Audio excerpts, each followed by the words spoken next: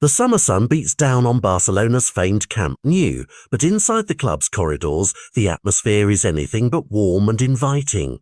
This transfer window has unfolded like an intricate chess match, with each piece moved fraught with complexity. For La Blaugrana, negotiations have resembled a marathon, uphill, slow, grueling, and peppered with unexpected roadblocks. The club's hierarchy leans forward in strategy sessions, brows furrowed as they wrestle with rival suitors, the ticking clock of registration deadlines, and the ever-watchful eye of La Liga's financial regulators. Despite the frustration echoing through the halls, there's a steely resolve at Barca's core. They will bend every rule, explore every loophole, and summon every ounce of ingenuity to secure the talent they desire.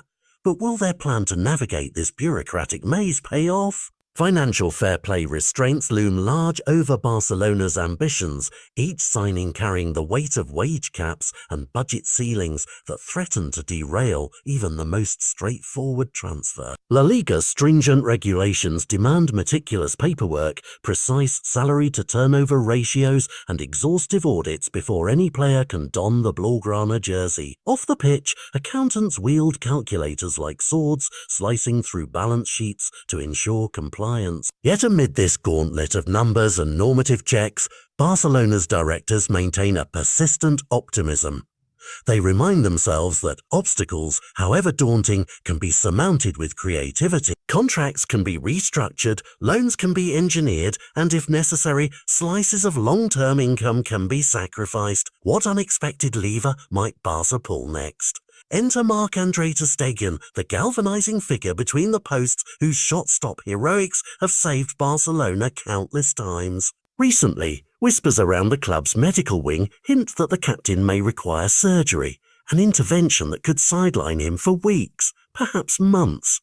Detailed scans have revealed nagging issues that conservative treatments can no longer mask. The prospect of ter Stegen lying low in recovery rooms, ice packs clutched around his knee, is a bitter pill. Yet paradoxically, this scenario opens a door. Barcelona could exploit La Liga's long-term injury provision to carve out precious salary space. The notion of turning misfortune into opportunity may seem cold, but in elite football, necessity often breeds invention. How exactly would this mechanism work in practice? La Liga's long-term injury rule allows clubs to divert up to 80% of an injured player's wage from the available salary cap, provided the player is sidelined beyond a predefined recovery window.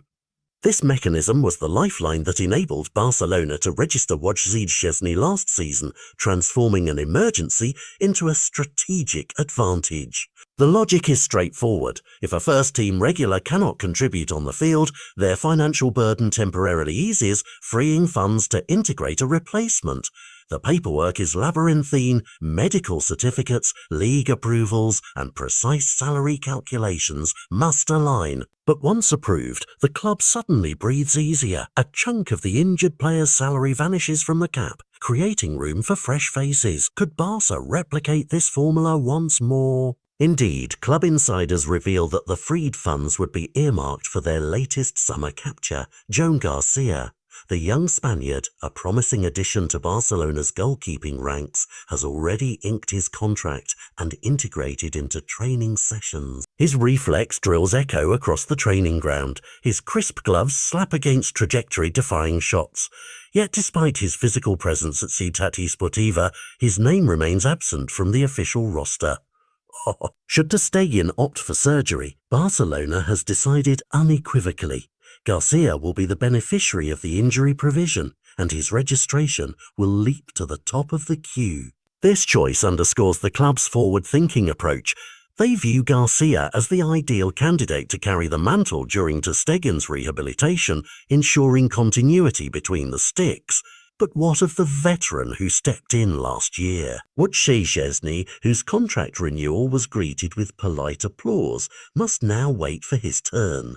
The Polish goalkeeper, remembered for his composed distribution and commanding aerial presence, knew when he signed that financial wrangling might delay his debut. Rather than lean on the injury provision a second time, Barcelona plans to tap alternative fiscal stratagems, perhaps offloading fringe players, renegotiating bonus structures, or even leveraging future endorsement deals. Team accountants are sketching out scenarios late into the night, their screens awash with spreadsheets that forecast wage savings and amortization curves. Still, these measures demand more negotiation and time, meaning Szczesny's appearance on matchday squads could be postponed further. Will this patient chess game yield the registration space they need? It's crucial to remember that the long-term injury provision is but a provisional stopgap, not a cure for Barcelona's deeper financial woes. While it offers momentary relief, an 80% reduction in a sidelined player's salary, it cannot erase the club's status as a financial overextended entity. La Liga's guardians of the financial fair play framework scrutinize overall debt levels, revenue forecasts, and wage-to-turnover ratios with equal vigor. Thus, while Joan Garcia's registration might be expedited, the club's broader economic narrative remains unchanged. They must eventually reconcile their ambitious squad ambitions with sustainable budgeting. For now, Barcelona will ride this temporary lifeline, treating it as a tactical maneuver in a broader campaign for fiscal and on-field stability. And as the drums of the new season grow louder, every moment counts.